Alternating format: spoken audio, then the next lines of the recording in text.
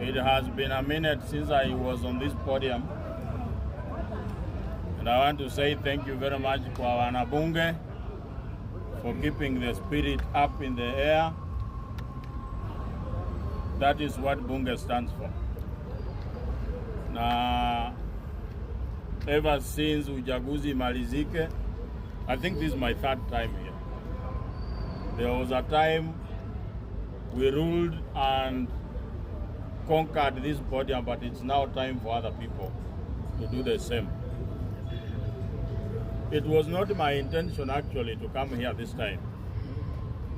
But on my way to where I was going, I was watching the CS for Finance, Mr. John Badi.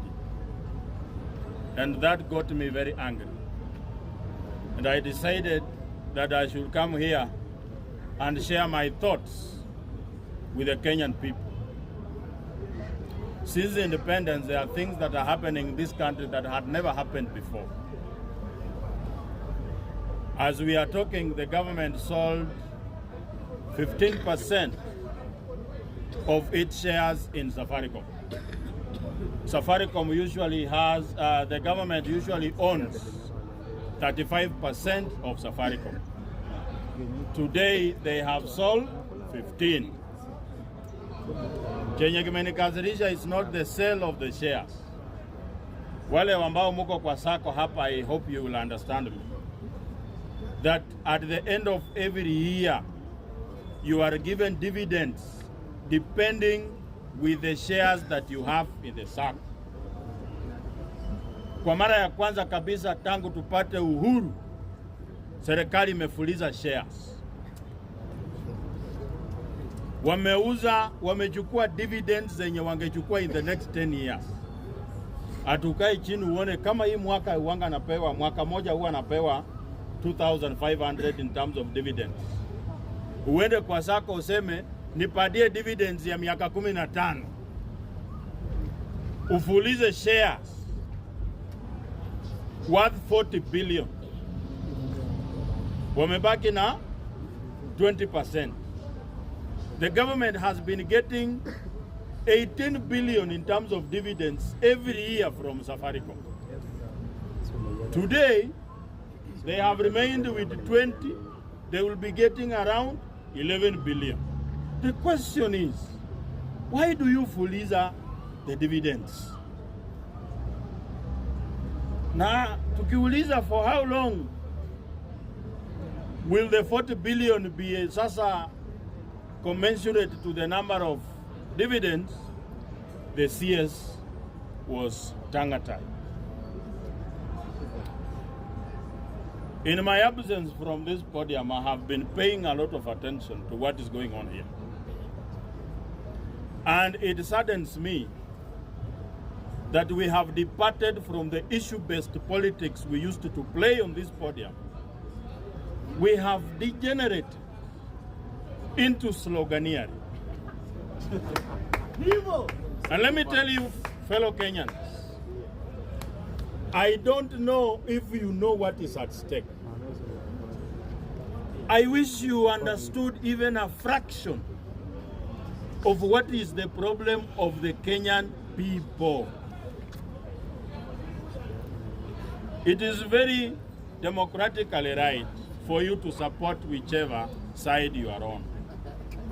I agree, and I do not hold you to account on that. I left here when I was very prominent with the term one term.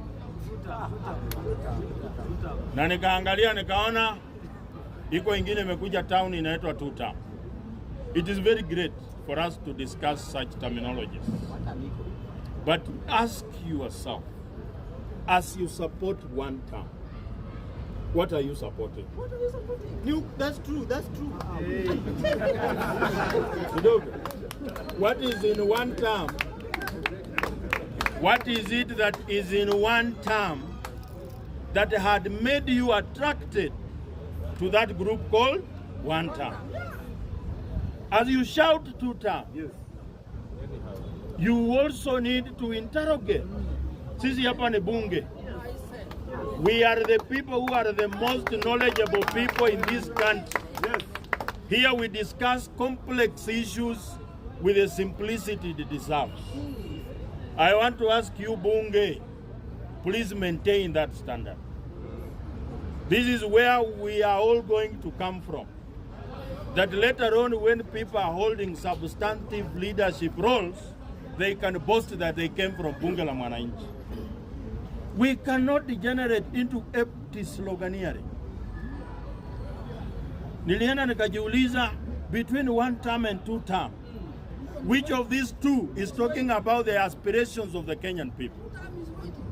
1 term, 0. 2 term, 0. And let me tell you why 2 term is 0, just like 1 term. As we speak today,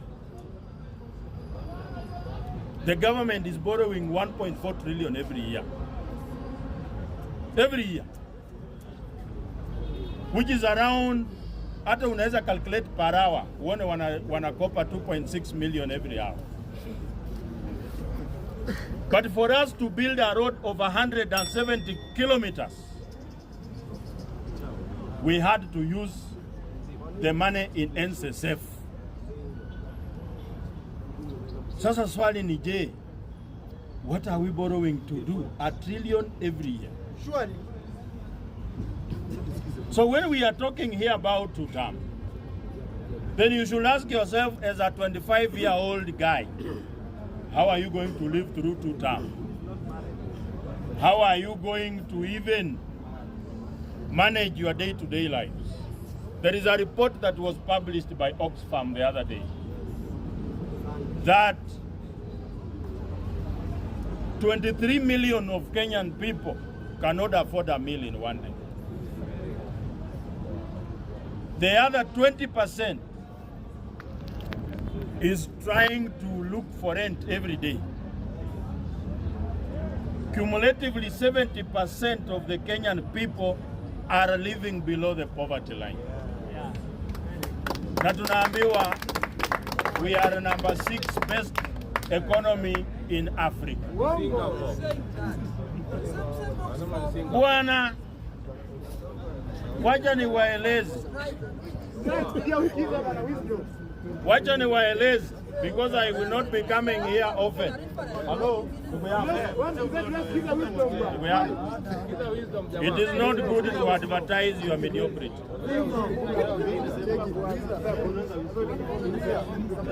It is good, you know, some of us look very knowledgeable when we are quiet. But immediately we start to speak, we prove the opposite. We have been told repetitively that we are the best economy in Africa, number 6. But let us look at the nitty-gritties. Let us go to a county like Mandera. Mandera gets 7 billion every year in terms of county allocation. Hello? I'm finishing. I get it that you don't like people to talk so much.